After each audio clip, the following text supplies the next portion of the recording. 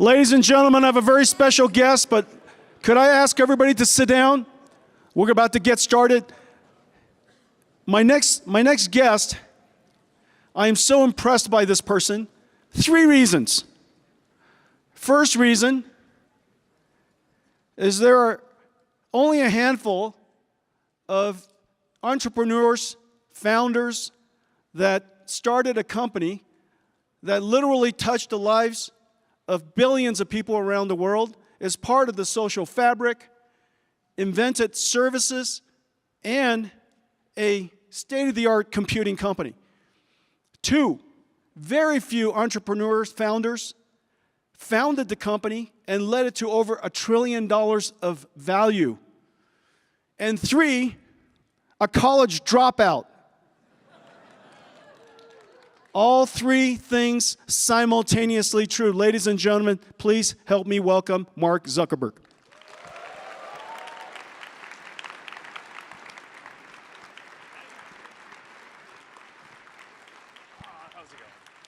Welcome, Mark, welcome to your first SIGGRAPH. Hi. Can you believe this? One of the pioneers of computing, a driver of modern computing, and I had to invite him to SIGGRAPH. So anyways, Mark, sit down. It's great to have you here. Welcome. Thanks for flying down. Yeah, no, this will be fun. I hear you've been going for like 5 hours already or something? Well, yeah, sure. This is SIGGRAPH, you know, these 90% PhDs.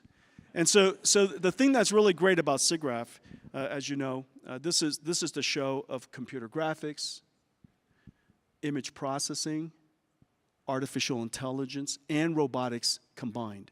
And some of the companies that over the years have demonstrated and revealed amazing things here, from Disney, Pixar, Adobe, Epic Games, and of course, you know, nvidia. We've done a lot of work here. This year, we introduced 20 papers at the intersection of artificial intelligence and simulation. So we're using artificial intelligence to do help simulation be way larger scale, way faster. For example, differentiable physics. We're using simulation to create simulation environments for synthetic data generation for artificial intelligence. And so these 2 areas are really coming together. Really proud of the work that we've done here. At Meta, you guys have done amazing AI work. I mean, one of the things that I find amusing is when the press writes about how Meta's jumped into AI this last couple of years, as if you know, the work that FAIR has done. Remember, we all use PyTorch. That comes out of Meta. The work that you do in computer vision, the work in language models, real-time translation, groundbreaking work. I guess my first question for you is, you know, how do you see the advances of generative AI at Meta today, and how do you apply it to either enhance your operations or introduce new capabilities that you're offering? Yeah, so a lot to unpack there. First of all, really happy to be here. You know, Meta has done a lot of work and has been at SIGGRAPH for 8 years. So I mean, it's we're noobs compared to you guys. But I think it was back in 2018. You're dressed right, but this is my hood. I just I mean, well, thank you for welcoming me to your hood. I think it was back in 2018 we showed some of the early hand tracking work on for our VR and mixed reality headsets. I think we've talked a bunch about the progress that we're making on codec avatars, the photorealistic avatars that we want to be able to drive from consumer headsets, which we're getting closer and closer to, so pretty excited about that. And also a lot of the display systems work that we've done. So some of the future prototypes and research for getting the mixed reality headsets to be able to be really thin, with just pretty advanced optical stacks and display systems, the integrated system. I mean, that's been stuff that we've typically shown here first. So excited to be here. This year, not just talking about the metaverse stuff, but also all the AI pieces, which, as you said, I mean, we started FAIR, the AI Research Center, back then it was Facebook, now Meta, before we started Reality Labs. And we've been at this for a while. all the stuff around Gen AI, it's an interesting revolution, and I think that it's going to end up making, I think, all of the different products that we do, different in interesting ways. I mean, I kind of go through. You can look at the big product lines that we have already. So things like the feed and recommendation systems and Instagram and Facebook, and we've kind of been on this journey where that's gone from just being about connecting with your friends, and the ranking was always important because even when you were just following friends, if someone did something really important, like your cousin had a baby or something, it's like you want that at the top. You'd be pretty angry at us if it was buried somewhere down in your feed. So the ranking was important, but now over the last few years, it's gotten to a point where more of that stuff is just different public content that's out there. The recommendation systems are super important because now, instead of just a few hundred or 1,000 potential candidate posts from friends, there's millions of pieces of content, and that turns into like a really interesting recommendation problem. And with generative AI, I think we're going to quickly move into this zone where not only is the majority of the content that you see today on Instagram just recommended to you from kind of stuff that's out there in the world that matches your interests and whether or not you follow the people. I think in the future, a lot of this stuff is going to be created with these tools too. Some of that is going to be creators using the tools to create new content. Some of it, I think, eventually is going to be content that's either created on the fly for you, or kind of pulled together and synthesized through different things that are out there. So I think that's just one example of how kind of the core part of what we're doing is just going to evolve, and it's been evolving for 20 years already. But I think very few people realize that one of the largest computing systems the world has ever conceived of is a recommender system. Yeah, I mean, it's this whole different path, right? It's not quite the kind of Gen AI hotness that people talk about, but I think it's like it's all the transformer architectures, and it's a similar thing of just building up more and more general models. Embedding unstructured data into features and. Yeah, I mean, one of the big things that just drives quality improvements is, it used to be that you'd have a different model for each type of content, right? So a recent example is, we had, one model for ranking and recommending reels and another model for ranking and recommending more long-form videos. And then, it takes some product work to basically make it so that the system can display, anything in line. But the more you kind of just create more general recommendation models that can span everything, it just gets better and better. So I mean, part of it I think is just like economics and liquidity of content, and the broader of a pool that you can pull from, you're just not having these weird inefficiencies of pulling from different pools. But yeah, I mean, as the models get bigger and more general, that gets better and better. So I kind of dream of one day, like you can almost imagine all of Facebook or Instagram being, like a single AI model that has unified all these different content types and systems together that actually have different objectives over different time frames, right? Because some of it is just showing you, what's the interesting content that you're going to be, that you want to see today. But some of it is helping you build out your network over the long term, right? People you may know or accounts you might want to follow. And these multimodal models tend to be much better at recognizing patterns, weak signals and such. And so one of the things that people always, it's so interesting that AI has been so deep in your company. You've been building GPU infrastructure, running these large recommender systems for a long time. Now you're a little slow on it, actually, getting to GPUs. Yeah, I was trying to be nice. I know. Well, too nice. I was trying to be nice. Well, you're my guest. When I was backstage before I came on here, you were talking about like owning your mistakes or something, right? So you don't have to volunteer it out of the blue. I think this one has been well tried. It's like I got raked over the But as soon as you got into it, as soon as you got into it strong. Let's just put it. There you go. There you go. That's how we roll.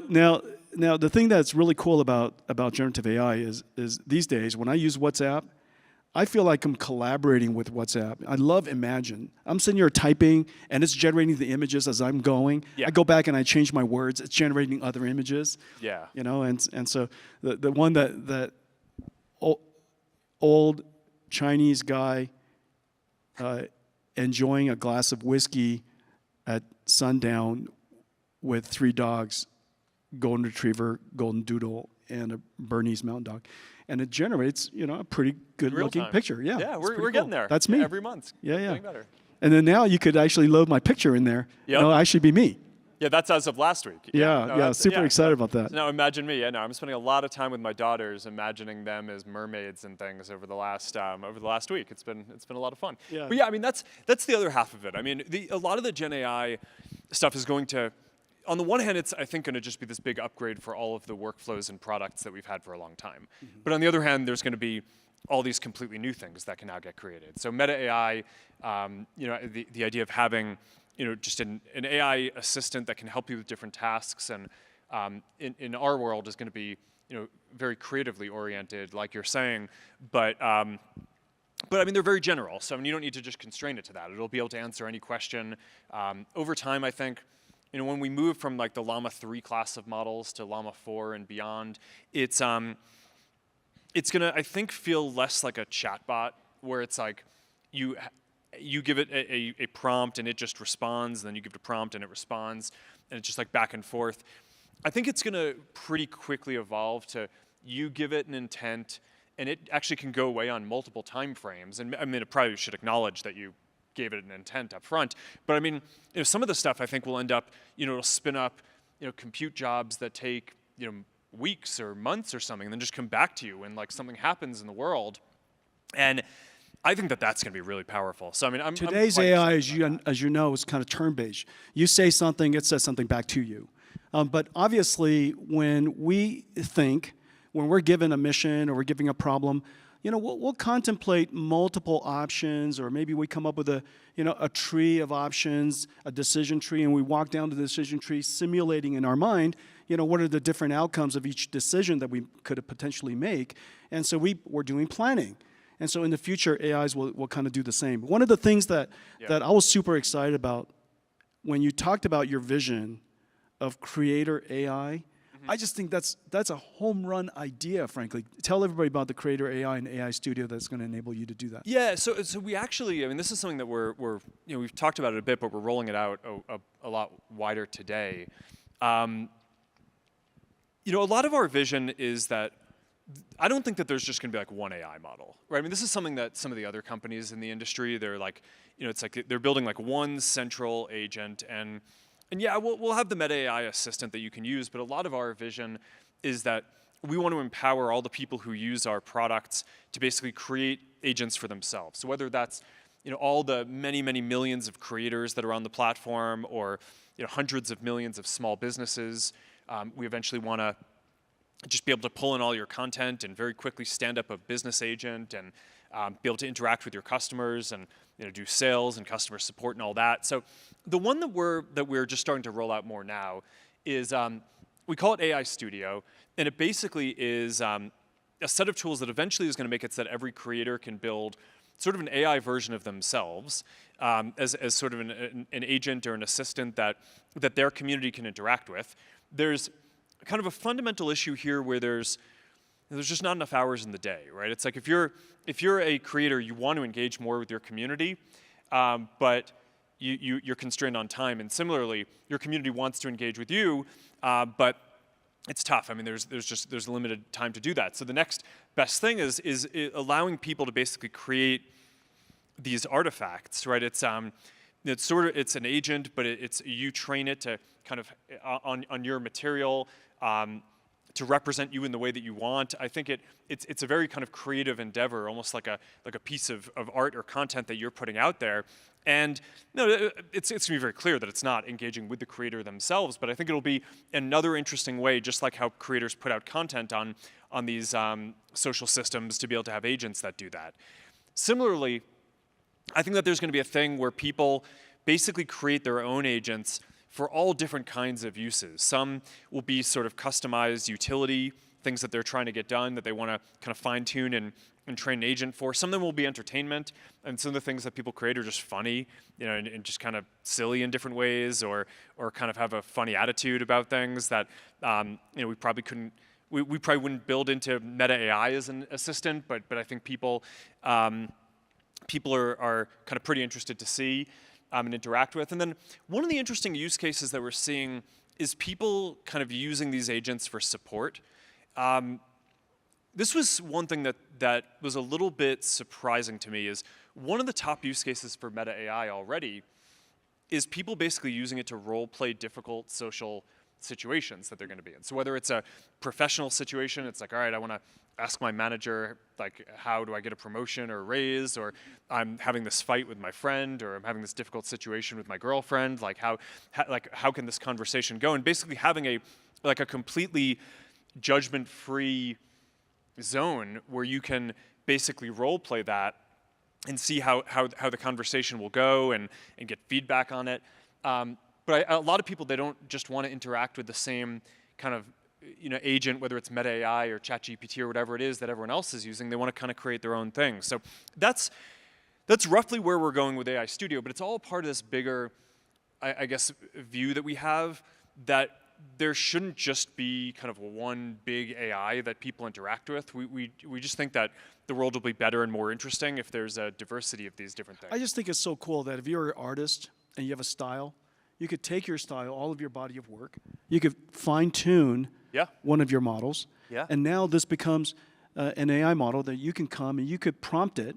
You could ask me to, create something along the lines of the art style that I have, and you might even give me a piece of art as a drawing, a sketch as an inspiration, and I can generate something for you, and you come to my bot for that. Come to my AI for that. It could be every single restaurant, every single website will probably in the future have these AIs.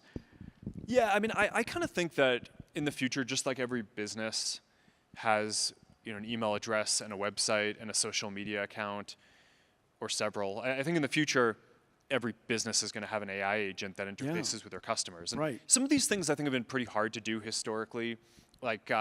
If you think about any company, it's like you probably have customer support as just a separate organization from sales. And that's not really how you'd want it to work as CEO. It's just that, okay, they're kind of different skills. You're building up these I'm your customer support, just to be. What's up? Apparently I am, yeah. I mean, well, whenever Mark needs something, as CEO, I can't tell whether it's chatbot or it's Mark, but it's just my chatbot just asking you.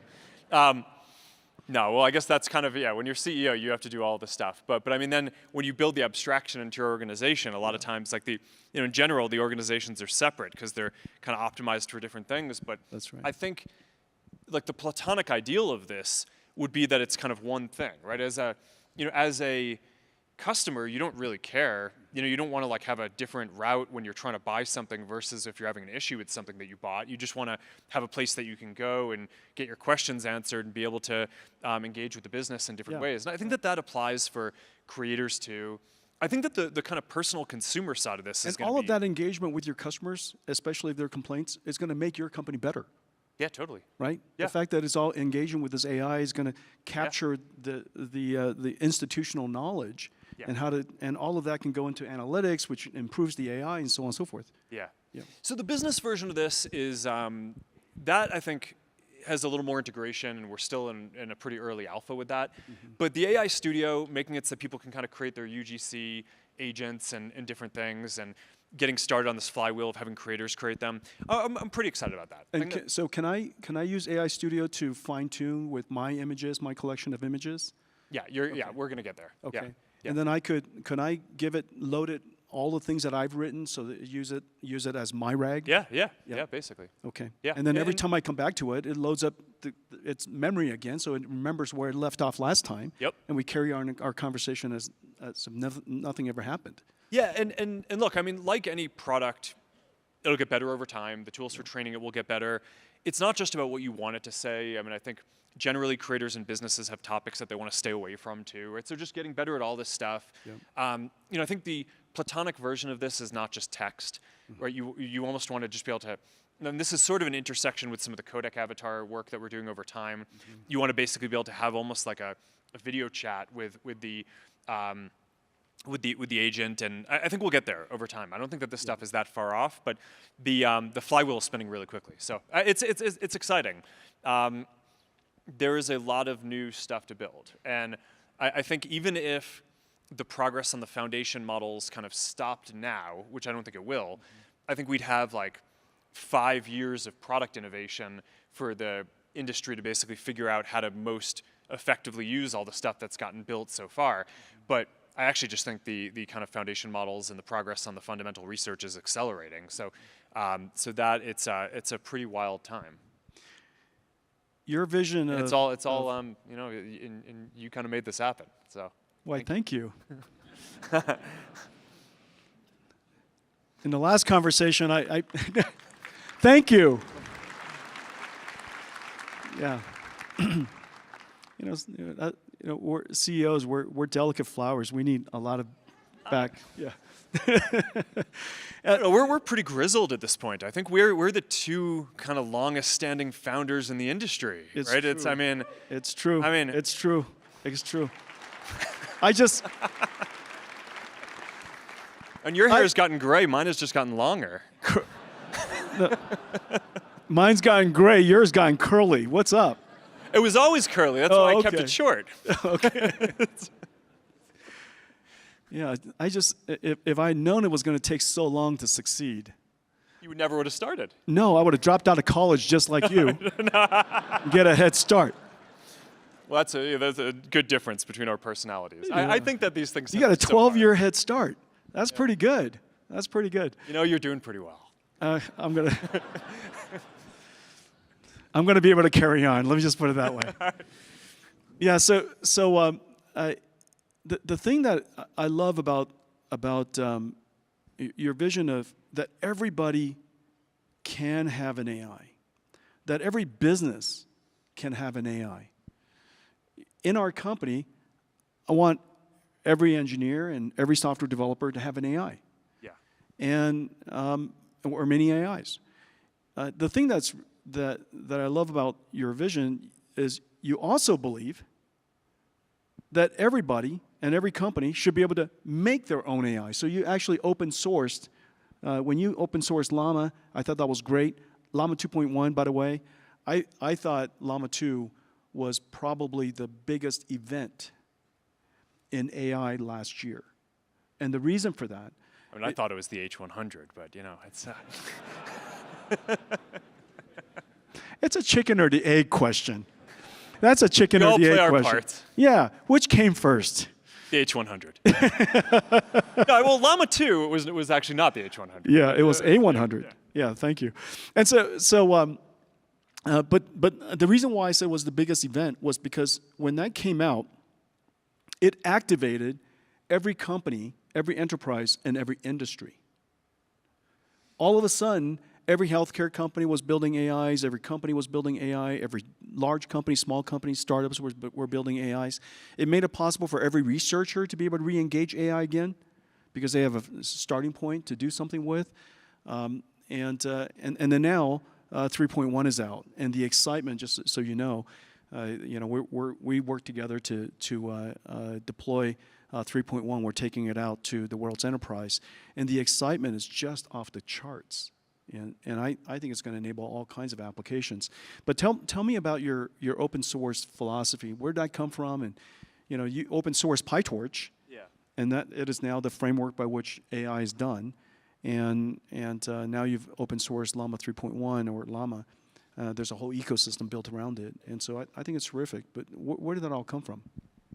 Yeah, so there's a bunch of history on a lot of this. I mean, we've done a lot of open source work over time.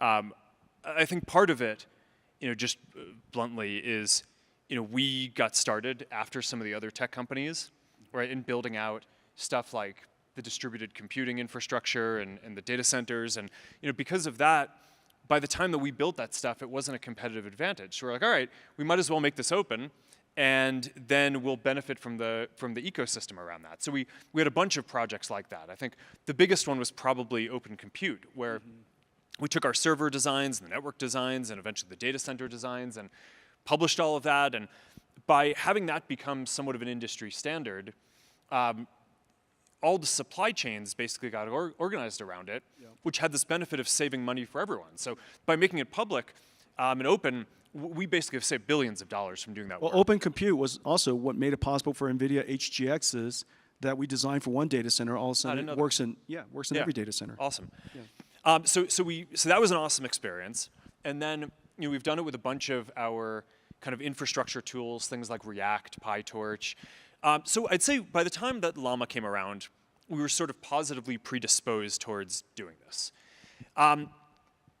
For AI models specifically, I guess there's a few ways that I look at this. I mean, one is, it's been really fun building stuff over the last 20 years at the company.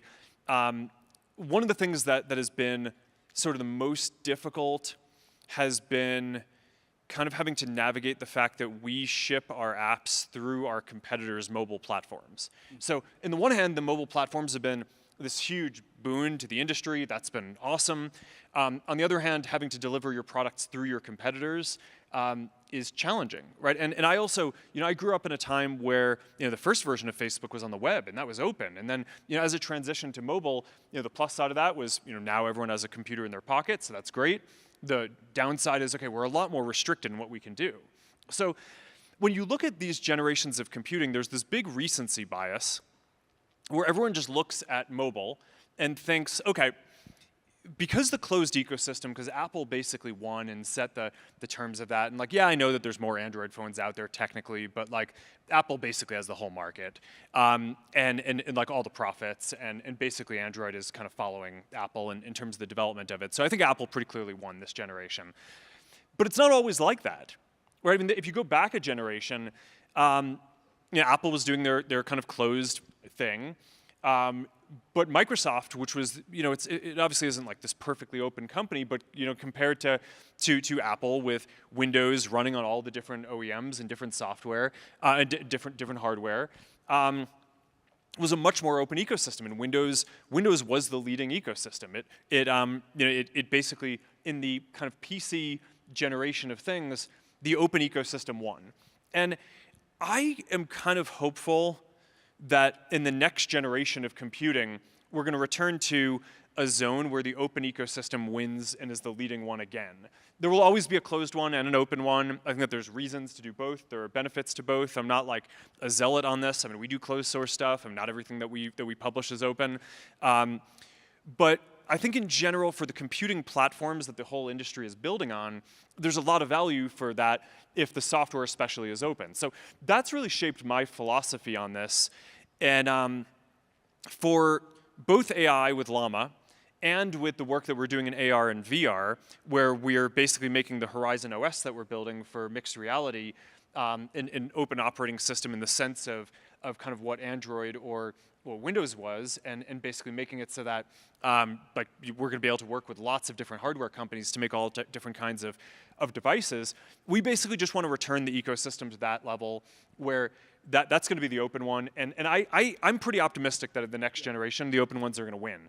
For us specifically, I just want to make sure that we have access to, I mean, this is sort of selfish, but I mean, it's, after building this company for a while, one of my things for the next 10 or 15 years is I just want to make sure that we can build the fundamental technology that we're going to be building social experiences on, because there have just been too many things that I've tried to build and then have just been told, nah, you can't really build that by the platform provider, that at some level I'm just like, nah. That for the next generation, we're going to go build all the way down and make sure that there goes our broadcast opportunity. Yeah, no, sorry. Sorry. I was like, beep. Yeah. We're doing okay for 20 minutes, but give me talking about closed platforms and I get angry. Hey, look, it is great. I think it's a great world where there are people who are dedicated to build the best possible AIs, however they build it, and they offer it to the world, as a service. And then, but if you want to build your own AI, you could still also build your own AI. So the ability to use an AI, there's a lot of stuff. I prefer not to make this jacket myself. I prefer to have this jacket made for me. You know what I'm saying? Yeah. Yeah. But so the fact that leather could be open source is not a useful concept for me. But I think the idea that you could have great services, incredible services, as well as open ability. Yeah. Then we basically have the entire spectrum. But the thing that you did with 3.1 that was really great was you have 405B, you have 70B, you have 8B. You could use it for synthetic data generation, use the larger models to essentially teach the smaller models. And although the larger models will be more general, it's less brittle, you could still build a smaller model that fits in whatever operating domain or operating cost that you would like to have. MetaGuard, I think, incredible. Llama Guard for guard railing, fantastic.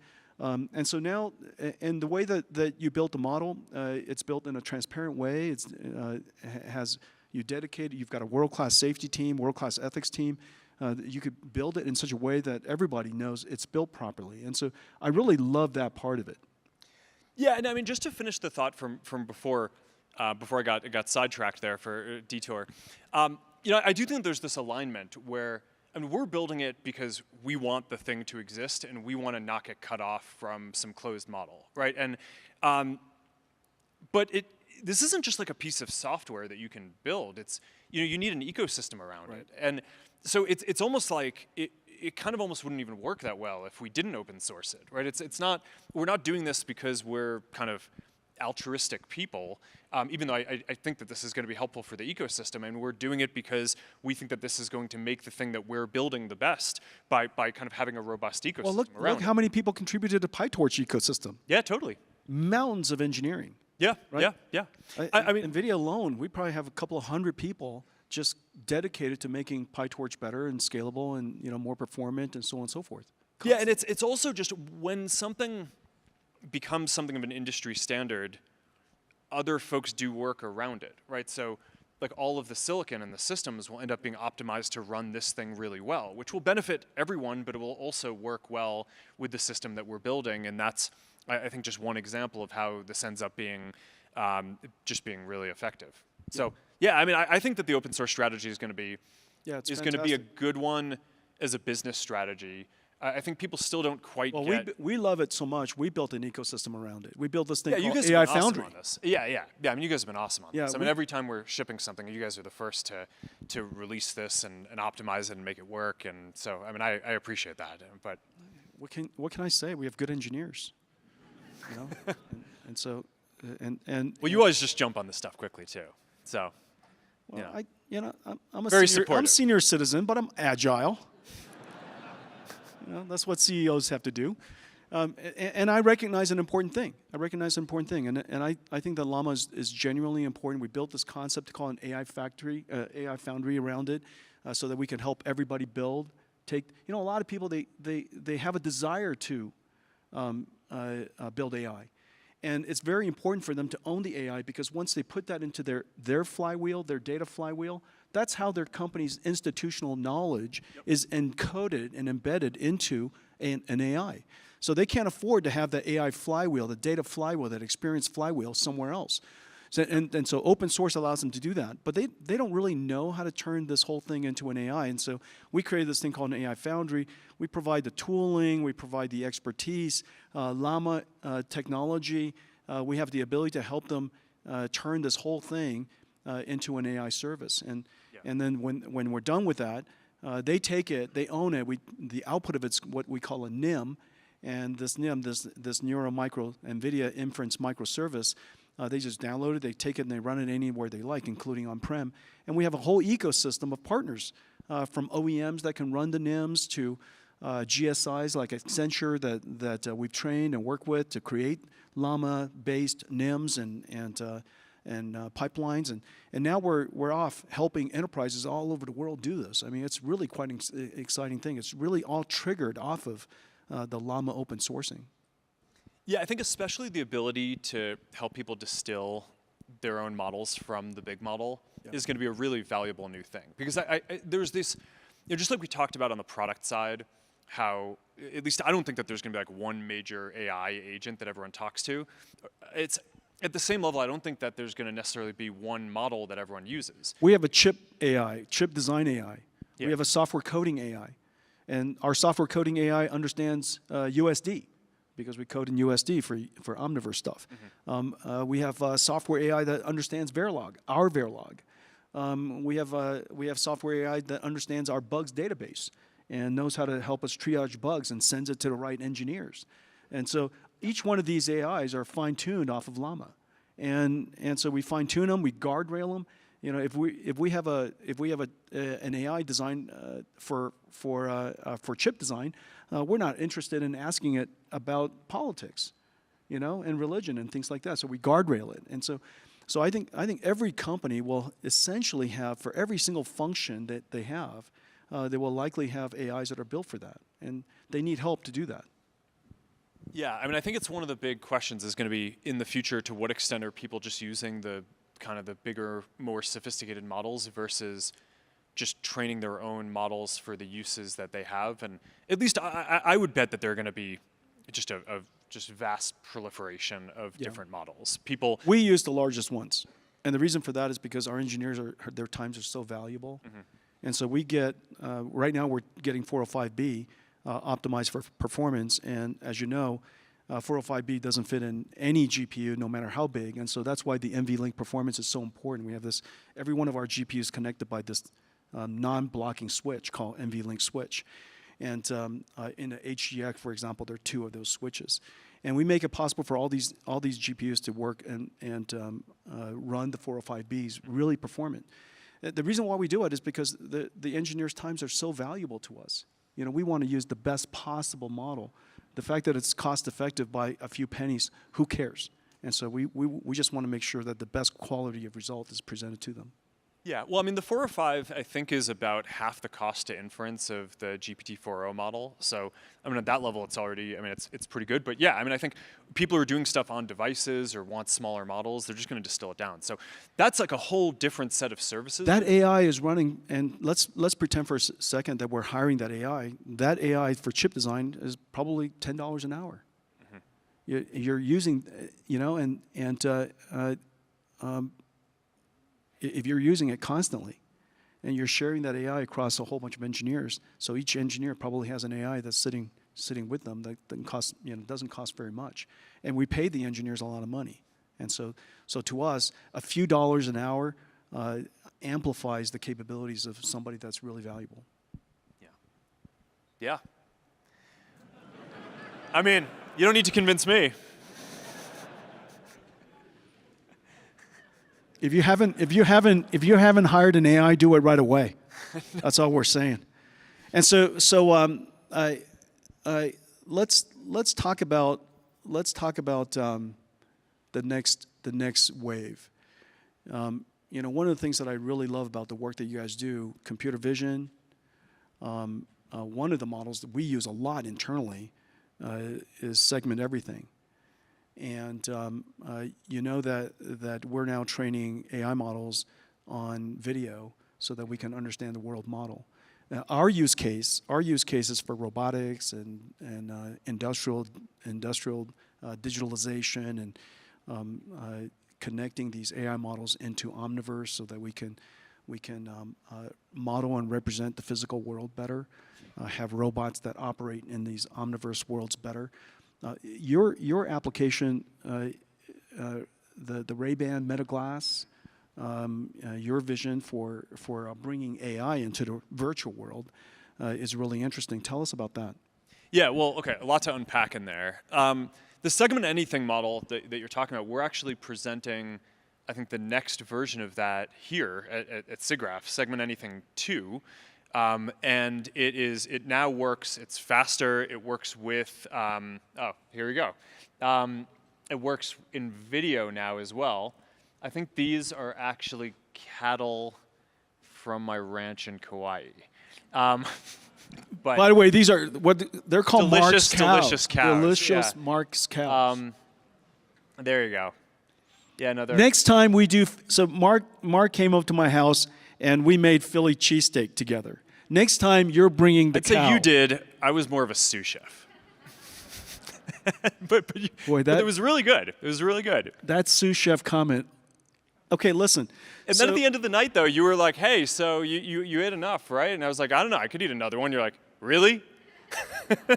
You know, usually when you say something like, you were being to your polite. guest, I was definitely like, yeah, we're making more. Did you get enough to eat? Usually your guest says, oh yeah, I'm fine. Make me another cheesesteak, Jensen. So just to let you know how OCD he is, so I turn around, I'm prepping the cheesesteak, and I said, Mark, cut the tomatoes. And so Mark, I handed him a knife. Yeah, I'm a precision cutter. And so he cuts the tomatoes. Every single one of them are perfectly to the exact millimeter. But the really interesting thing is I was expecting all the tomatoes to be sliced and kind of stacked up, kind of like a deck of cards. And but when I turned around, he said he needed another plate. And the reason for that was because all of the tomatoes he cut, none of them touched each other. Once he separates one slice of tomato from the other tomato, they shall not touch again. Yeah, look, man, if you wanted them to touch, you needed to tell me that, right? That's why I'm just a sous chef, okay? That's why he needs an AI that doesn't judge. Yeah, it's like... So this is super cool. Okay, so it's recognizing the cows, it's recognizing, tracking the cows. Yeah. Yeah, so it's a lot of fun effects will be able to be made with this, and because it'll be open, a lot of more serious applications across the industry too. So, yeah. I mean, scientists use this stuff to, study like coral reefs and natural habitats and kind of evolution of landscapes and things like that. But I mean, it's being able to do this in video and having it be a zero shot and be able to kind of interact with it and tell it what you want to track is it's pretty cool research. So for example, the reason why we use it, for example, you have a warehouse and there's got a whole bunch of cameras, and the warehouse AI is watching everything that's going on, and let's say a stack of boxes fell, or somebody spilled water on the ground, or whatever accident is about to happen, the AI recognizes it, generates the text, sends it to somebody, and help will come along the way. And so that's one way of using it.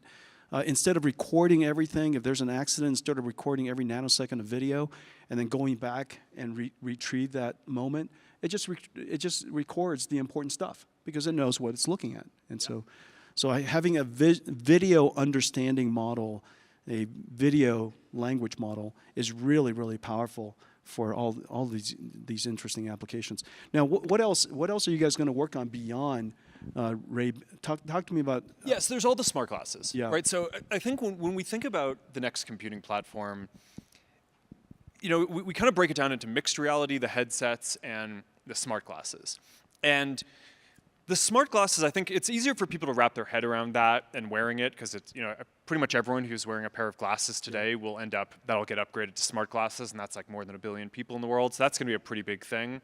The VR MR headsets, I think some people find it interesting for gaming or different uses, some don't yet. My view is that they're going to be both in the world. I think the smart glasses are going to be sort of the mobile phone, kind of always on version of the next computing platform, and the mixed reality headsets are going to be more like your workstation or your game console, where when you're sitting down for a more immersive session and you want access to more compute. I mean, the glasses are just very small form factor. There are going to be a lot of constraints on that, just like you can't do the same level of computing on a phone. It came at exactly the time when all of these breakthroughs in generative AI happened. Yeah, so we basically, really for smart amazing. glasses, we've been going at the problem from two different directions. On the one hand, we've been building what we think is sort of the technology that you need for the kind of ideal holographic AR glasses, and we're doing all the custom silicon work, all the custom display stack work, like all the stuff that you would need to do to make that work. And they're glasses, right? It's not a headset. It's not like a VR or MR headset. They look like glasses, but they're still quite a bit far off from the glasses that you're wearing now. I mean, those are very thin. But even the Ray-Bans that we make, you couldn't quite fit all the tech that you need to into that yet for kind of full holographic AR. Though we're getting close, and over the next few years, I think we'll basically get closer. It'll still be pretty expensive, but I think that'll start to be a product. The other angle that we've come at this is, let's start with good-looking glasses. By partnering with the best glasses maker in the world, EssilorLuxottica, they have all the big brands that you use, whether it's Ray-Ban or Oakley or Oliver Peoples or just like a handful of others. It's kind of all EssilorLuxottica. The nvidia of glasses. I think that, it's, I think they would probably like that analogy. But I mean, who wouldn't? Who wouldn't at this point? So we've been working with them on the Ray-Bans. We're on the second generation. And the goal there has been, okay, let's constrain the form factor to just something that looks great. Great idea. And within that, let's put in as much technology as we can, understanding that we're not going to get to the kind of ideal of what we want to fit into it technically, but but at the end, it'll be like great looking glasses. And at this point, we have camera sensors, so you can take photos and videos. You can actually live stream to Instagram. You can take video calls on WhatsApp and stream to the other person what you're seeing. You can. I mean, it has a microphone and speakers. So I mean, the speaker's actually really good. Good speakers. It's open ear, so really a lot of people find it more comfortable than earbuds. You can listen to music, and it's just like this private experience. That's pretty neat. People love that. You can take phone calls on it. But then it just turned out that sensor package was exactly what you needed to be able to talk to AI too. Yeah, so that was sort of an accident. If you'd asked me 5 years ago, were we going to get holographic AR before AI, I would have said, yeah, probably, right? I mean, it just seems like kind of the graphics progression and the display progression on all the virtual and mixed reality stuff and building up the new display stack. We're just making continual progress towards that. That's right. And then this breakthrough happened with LLMs, and it turned out that we have sort of really high quality AI now and getting better at a really fast rate before you have holographic AR. So it's sort of this inversion that I didn't really expect. I mean, we're fortunately well positioned because we were working on all these different products, but I think what you're going to end up with is just a whole series of different potential glasses products at different price points with different levels of technology in them. So I kind of think, based on what we're seeing now with the Ray-Ban Metas, I would guess that displayless AI glasses at like a $300 price point are going to be a really big product that like tens of millions of people or hundreds of millions of people eventually are going to have. And then You're going to have super interactive AI that you're talking to. You have visual language understanding that you just showed. You have real-time translation. You could talk to me in one language, I hear it in another language. And then the display is obviously going to be great too, but it's going to add a little bit of weight to the glasses and it's going to make them more expensive. So I think there will be a lot of people who want the kind of full holographic display, but there are also going to be a lot of people for whom they want something that eventually is going to be like really thin glasses. And well, for industrial applications and for some work applications, we need that. We need. I think for rich consumer display. stuff too. You think so? Yeah, I mean, I think, I was thinking about this a lot during during COVID when everyone kind of went remote for a bit. It's like you're spending all this time on Zoom. It's like, okay, this is it's great that we have this, but in the future, we're like not that many years away from being able to have a virtual meeting where it's like I'm not here physically, it's just my hologram, and like it just feels like we're there and we're physically present. We can work on something and collaborate on something together. But I think this is going to be especially important with for that AI. Application, I could live with a device that I'm not wearing all the time. Oh yeah, but I think we're going to get to the point where it actually is. Yeah, I could. It'll be. I mean, there's within glasses, there's like thinner frames and there's thicker frames and there's like all these styles. But so I think we're a while away from having full holographic glasses in the form factor of your glasses. But I think having it in a pair of stylish, kind of chunkier framed glasses is not that far off. Look at these sunglasses that are the face size these days. I could see that. Yeah, and you know what? That's totally that's a very helpful style trend. Yeah, exactly. That's a very helpful so whoever, style trend. It's like I'm trying to, make my exactly. way into becoming like a style influencer, so I can like influence this before, before the glasses come to the market. But well, I could see you attempting it. How's your style influencing working out for you? It's early. Yeah. It's early. It's early. But I don't know. I feel like if a big part of the future of the business is going to be building kind of stylish glasses that people wear. This is something I should probably start paying a little more attention to. That's right. Right Yeah, then, totally agree. We're gonna have to retire the version of me that wore the same thing every day. But I mean, that's the thing about glasses too. I think it's it's unlike even the watch or phones. Like people really do not want to all look the same, right? And it's like, so I do think that it's it's a platform that I think is going to lend itself, going back to the theme that we talked about before, towards being an open ecosystem, because I think the diversity of form factors that people and styles that people are going to demand is going to be immense. Yeah. It's not like everyone is not going to want to put like the one kind of pair of glasses that whoever else designs. Like that's not. I don't think that's going to fly for this. Yeah, I think that's right.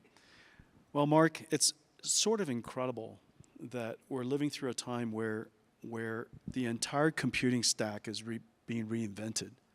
How we think about software, what Andre calls software 1 and software 2, and now we're basically in software 3 now. The way we compute, from general purpose computing to these generative neural network processing way of doing computing, the capabilities, the applications we could develop now are unthinkable in the past. And this technology, generative AI, I don't remember another technology that in such a fast rate influenced consumers, enterprise, industries, and science. Yeah. And to be able to cut across all these different fields of science, from climate tech to biotech to physical sciences.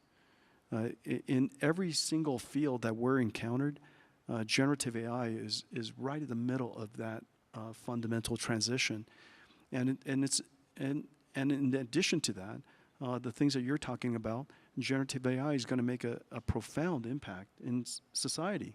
The products that we're making, and one of the things that I'm super excited about, and somebody asked me earlier, is there going to be a, Jensen AI? Well, that's exactly the creative AI you were talking about, where we just build our own AIs. And I load it up with all of the things that I've written, and I fine tune it with the way I answer questions, and hopefully over time the accumulation of use, and it becomes a really, really great assistant and companion for a whole lot of people who just wants to ask questions or bounce ideas off of, and it'll be the version of Jensen that, as you were saying earlier, that's not judgmental.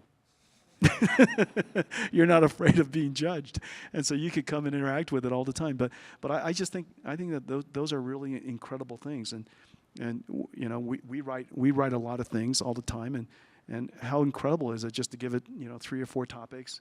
These are the basic themes of what I want to write about, and write it in my voice, and just use that as a starting point. And so there's just so many things that we can do now.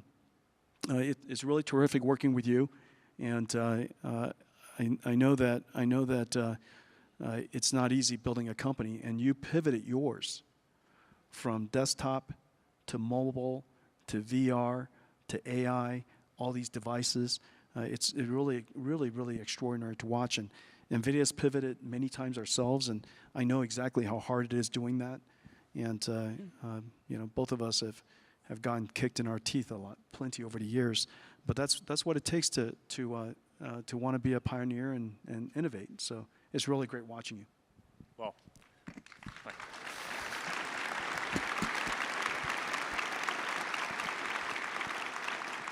and likewise, I mean, it's I'm not sure if it's a pivot if you keep doing the thing you were doing before, but as well. But you add to it. I mean, there's more chapters to all this, and I think the same thing for.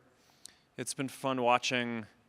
I mean, the journey that you guys have been on. I mean, we went through this period where everyone was like, nah, everything is going to kind of move to these devices, and it's just going to get super kind of cheap compute, and you guys just kept on plugging away at this, and it's like, no, like actually you're going to want these big systems that can parallelize. We went the other way. Yeah, no, and it's, I mean. Yeah, we went, and instead of building quite smaller and smaller devices, we made computers as size unfashionable of warehouses. for a while, a little unfashionable. Super unfashionable. Yeah. Yeah. But now it's cool, and instead of, we started building a graphics chip, a GPU, and now when you're deploying a GPU, you still call it Hopper H100, but so you guys know when Zuck calls it H100, his data center of H100s, there's like, I think you're coming up on 600,000, and we're good customers. That's how you get the Jensen Q&A at SIGGRAPH.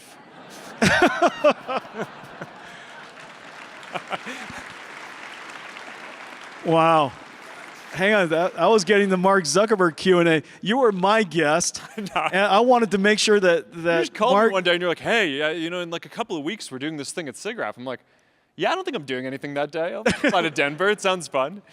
Exactly. I'm not doing anything that afternoon. You just showed up, but the thing is just incredible. These systems that you guys build, they're giant systems, incredibly hard to orchestrate, incredibly hard to run, and you know you said that you got into the GPU journey later than most. But you're operating larger than just about anybody, and it's incredible to watch. And congratulations on everything that you've done. And you are quite the style icon now. Check out this guy. Huh? Early stage, working on it. Working on it. It's Ladies and gentlemen, Mark Zuckerberg. Thank you.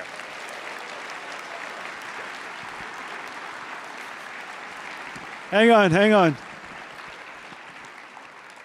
Well,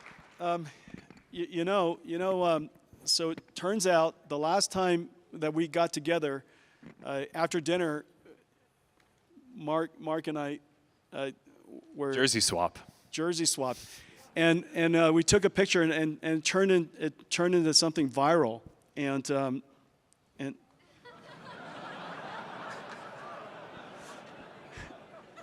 now I thought that he has no trouble wearing my jacket. I don't know. Is that my look? I don't think I can. Should be. It should be. Is that right? Yeah. I made one for you. You did? You did? Yeah. That one's Mark's. I mean, hey, let's see. We got a box back here. It's black and leather and shearling. Oh! I didn't make this. I just ordered it online. Hang on a second. It's a little chilly in here. I think I'll try this on. I think this is, my goodness. I mean, This is. it's a vibe. You just need.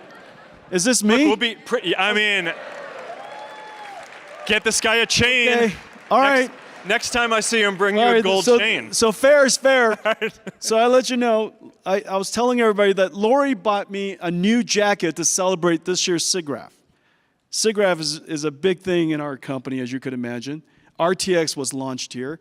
Amazing things were launched here. And this is a brand new jacket. It's literally 2 hours old. Wow. And so I think we got a jersey swap again. All right, well. This one's yours. I mean, this is worth more because it's used. Let's see. I don't know. I think Mark is pretty buff. The guy's pretty jacked. I mean, you too, man. All right. All right. All right, everybody. Thank you. Gentlemen, Mark Zuckerberg. Have a great thank you all. SIGGRAPH.